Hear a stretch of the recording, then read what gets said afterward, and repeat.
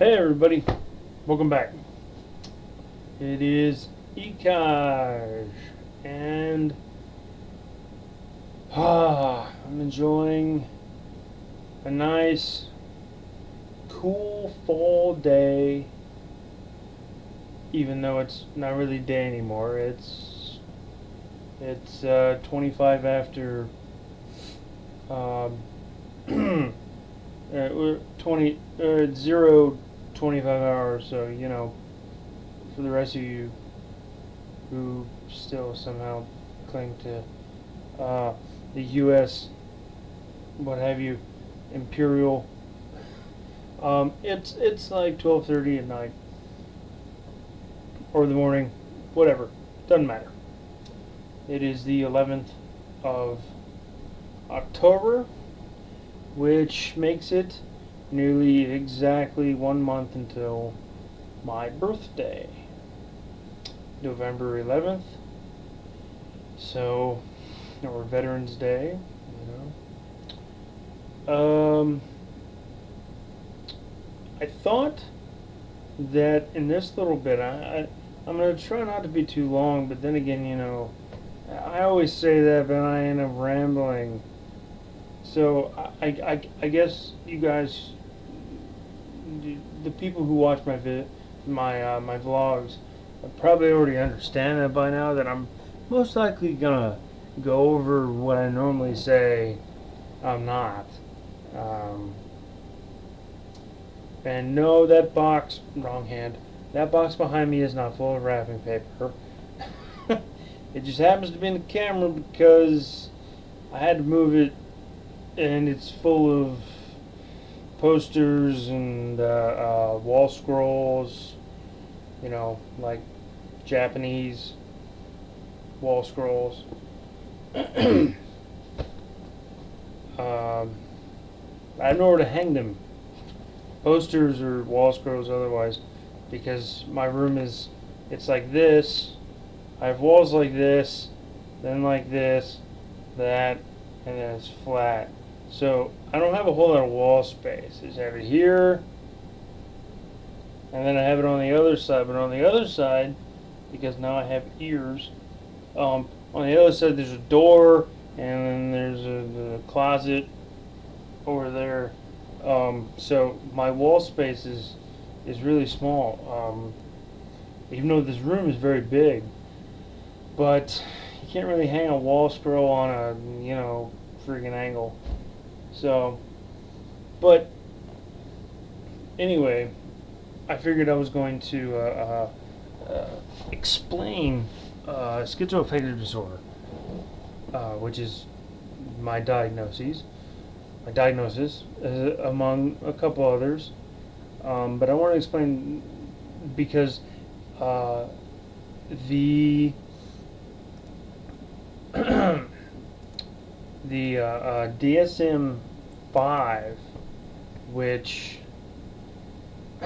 came out, I think it came out in May this year. Excuse me.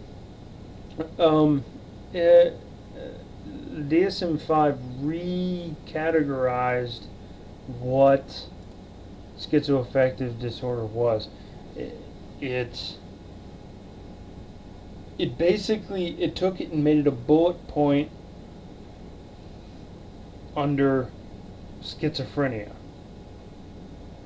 because the problem is that there was a lot of people being diagnosed with schizoaffective disorder after having just a single psychotic episode, which is incorrect.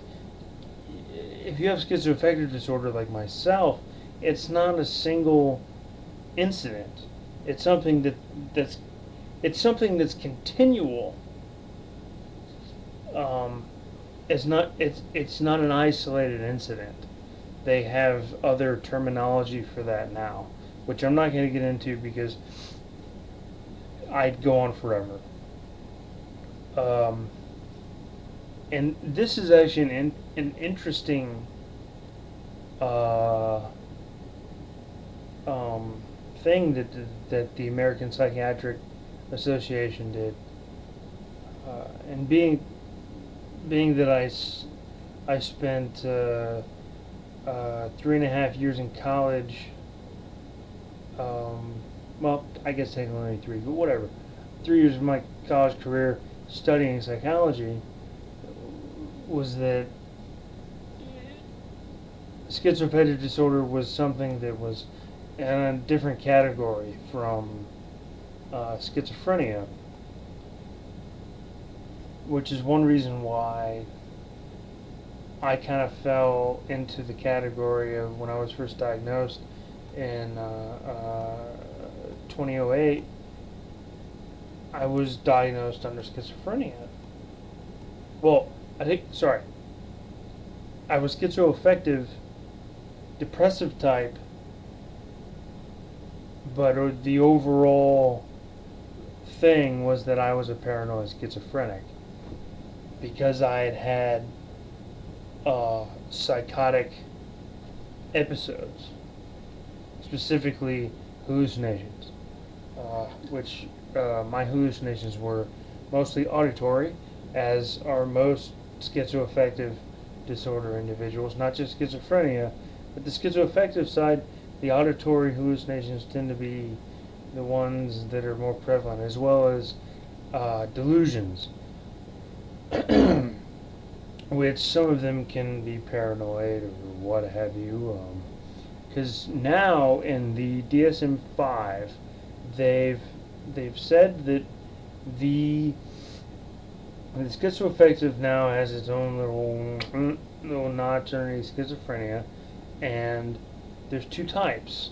There's the bipolar type, which is a mood disorder. So they have the mood type, and then they have what I have is the depressive type, which means those particular patients with schizoaffective disorder depressive type have issues with, obviously, with depression, and that's one of my other diagnoses, is that I have major depressive disorder, which itself is another entire category inside the DSM. Mouth's getting dry. Talk, blah blah blah blah blah. Talk, mouth gets dry. Anyway, but I wanted to read, or sort of give a sort of a straight up, hey, this is what it's all about sort of thing. Basically, schizoaffective disorder is a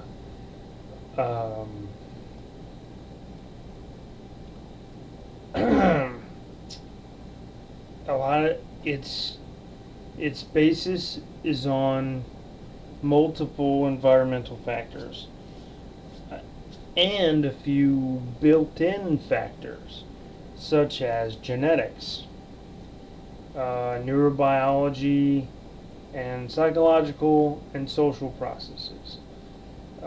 They all contribute to someone being either having schizophrenia or having schizoaffective disorder. Usually, like I said, there's 2 types: the bipolar type, and which is the mood type, and then the depression type. Well, so usually the main medication for this is antipsychotic medication, because that deals with the whole sort of schizophrenic side of it. The voices, the hallucinations, auditory or visual, or both. So that's that. A lot of times, like myself, since I had the depressive type, I'm also on a something for the major depressive disorder. I'm on some pretty heavy antidepressants, and actually really heavy antipsychotics, because if I wasn't on those, I wouldn't be able to function to tell you the truth. It's really amazing how much difference they make.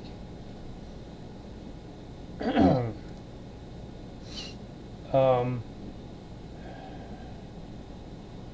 One thing with people with schizoaffective disorder is a lot of times they'll have, or most likely, I mean, we're talking in a very high percentage range, are people have comorbid conditions,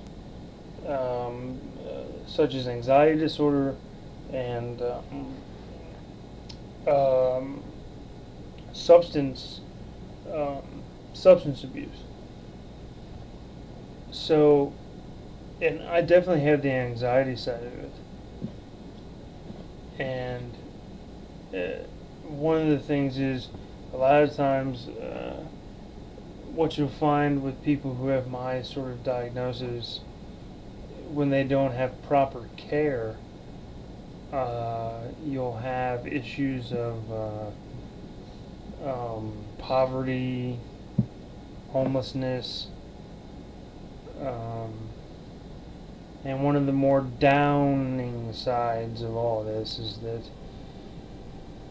people with schizoaffective disorder usually have a shorter life expectancy than people who don't. But that is due to, the physical health of the people, and a lot of times we lead very sedentary lifestyles, and of course the horrible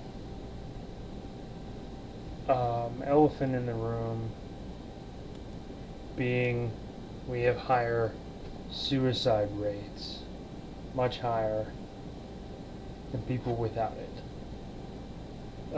But these days, man, you have no idea who's going to commit suicide.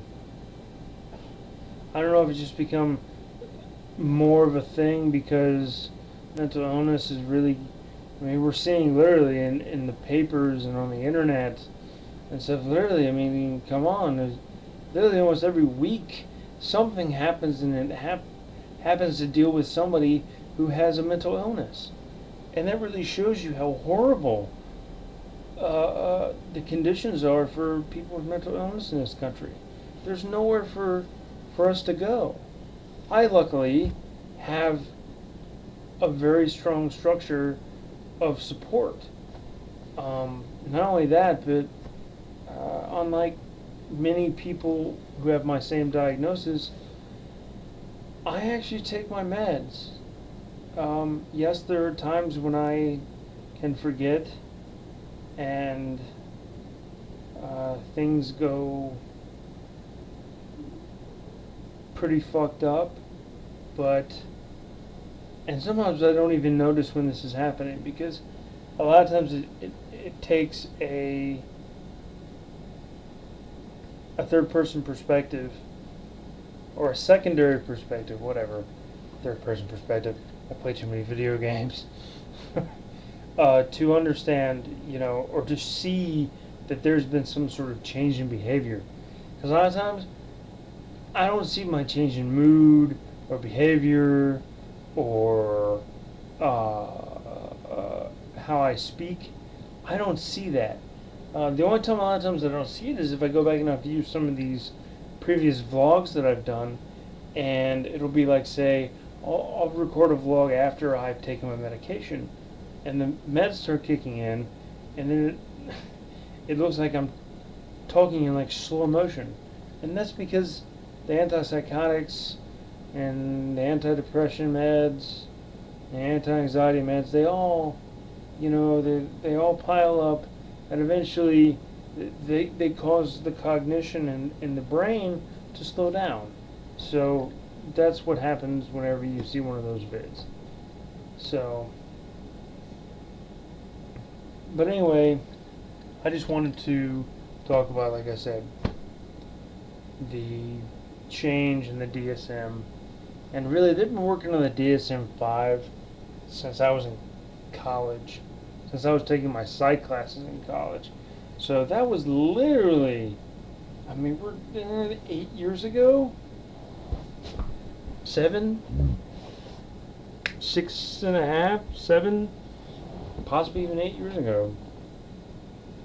So yeah, they've been working on that for a long time. But anyway, there's some fun facts for you. Well, I do believe I'm gonna watch a couple TV shows and call it a night. I'll talk to you guys later. See ya.